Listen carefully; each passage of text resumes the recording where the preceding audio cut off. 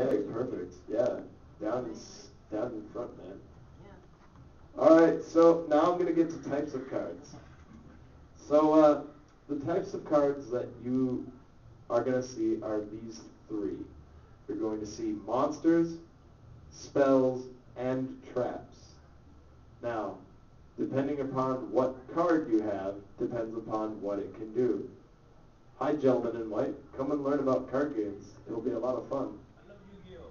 Oh, well, good. Then you can watch for the special surprise at the end here. So I'll touch up on what these all do. Specifically, monsters, you use these for like attacking and that, and spells, you cast them during your turn, or sometimes I'll explain another special thing that another special type of spell does. And then traps, you put these down and you wait a turn after you put them down, and then flip them up and kind of have a troll face there.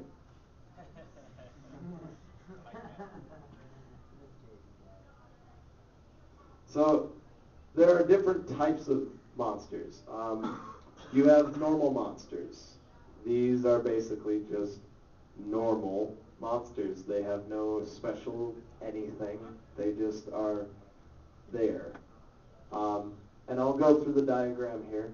There's a few things to point out, such as the name. You can see right here. It's my buddy Neos. You have what's called an attribute. There are 6 of these. Sometimes certain cards activate depending upon the attribute of a monster, and other times it varies. So always pay attention to that if you have something that specifically says blank attribute. Then of course you have levels, which are these stars here. There's a ruling on what monsters you can bring out depending upon how many stars it has.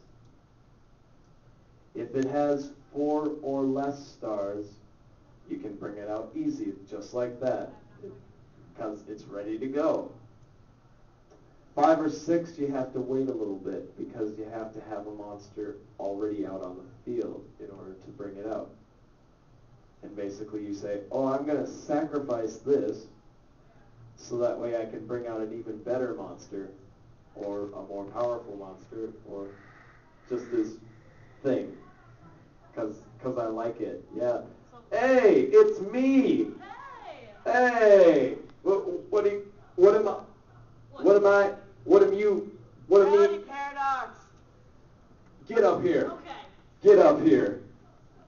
Yes, we have a double. I don't want to say entendre, but a double something. Hi. No, I mean get up here. Get up here, so that way we can like have a mirror contest or whatever. Wait, so back to the monsters. So like it's kind of like chess, where the ones with the 4 or less are like pawns that you put out right away. Pretty much. 5 to 6 are more like the knights and looks. Yeah. See, this is what I like about that too. Is when learning this, you can like adapt it to other games, so that way it's a lot easier. In fact, there's also chess-themed monsters in the game too. Yeah, there's some rooks, bishops, kings, queens, knights, lots of knights. I'll say that right away. And then of course the last thing is if it has 7 or more stars, like my buddy Neos here, you have to have 2 monsters already out in order to bring it out. And of course I'll explain how you can bring it out, or specifically where exactly it should be positioned. And then if I can get my mouse here. And then of course the next thing is you have the type. There are many, many, many different types of monsters. I won't list them all because there's over 20 of them. But one of the basic ones is warriors. They're basically what they should be, warriors. And the type depends as well, for certain cards as well, just like the attribute. Because the attribute is like its alliance, and the warrior is like what kind of a guy it is, or what kind of a creature it is. And then down here is the flavor text, which is very important for other types of monsters. But for normal monsters, it's just kind of fun or poetic to read. Like, a new elemental hero has arrived from Neospace. When he initiates a contact fusion with a Neospatian, his unknown powers are unleashed. Hint, hint. Yeah.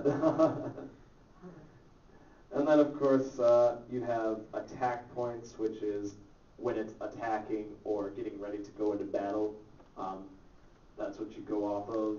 And then defense points is how strong it is protecting you. Pretty straightforward. So next up is effect monsters. Now, I'm sorry about listing Professor Tomato in the programming. He apparently couldn't make it. He had something to do with his garden or something. I don't know. So I'll go into the next type of monster, which is effect monsters. And basically it's pretty much straightforward for the most part. You have the name, you have its alliance there, and you have its stars, and you even have its type, attack, and defense points. But there's something special here. It says effect. Ooh. So, what does that mean? Well, that means it has a special ability. And basically, depending upon what its ability is, depends upon when it can activate in that. So, like for Tomato here, when it gets killed in battle, you can bring out another dark monster with 1500 or less attack. That's pretty cool. Which means you could probably bring out another Tomato here. Yummy. Dang it, now I'm thinking of food. Aren't you too? Yeah. We should get some shrimp after this. Yeah. And then, of course, there's these special monsters. I'm not going to try and explain all of these because this is where things get really complicated with monsters. I'll just touch on what exactly they are, and if you want a little bit more info, you can ask questions at the end or come talk to me at the end. Ritual monsters, they're the blue monsters here.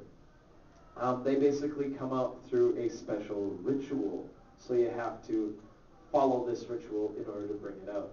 It's kind of like a special summon. Very special. Then you've got these fusion monsters, which I absolutely love and master at. They basically come out when you combine two or more monsters. It's like fusion ha in Dragon Ball Z, right? Yeah. So they all come together and they form some big monster. And of course, even if you see the color but you're not quite sure about it, it should say down here like ritual, fusion, and then all these other ones. And then if it has another special ability, it'll say effect there. Again, that's why. The white monsters here, used by my buddy Yusei a lot, synchro monsters.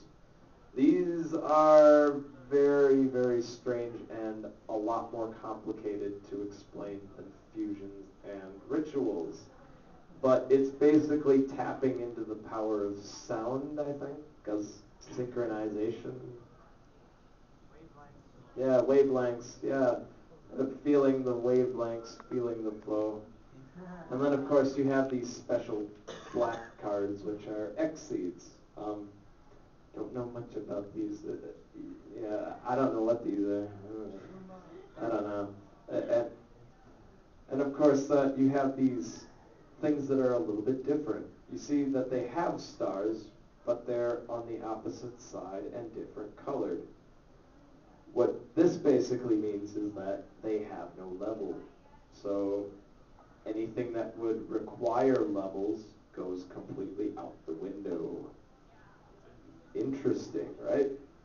But of course, I'm not going to explain more. If you want more details, come talk to me or ask questions. So now we're going to go on to spells and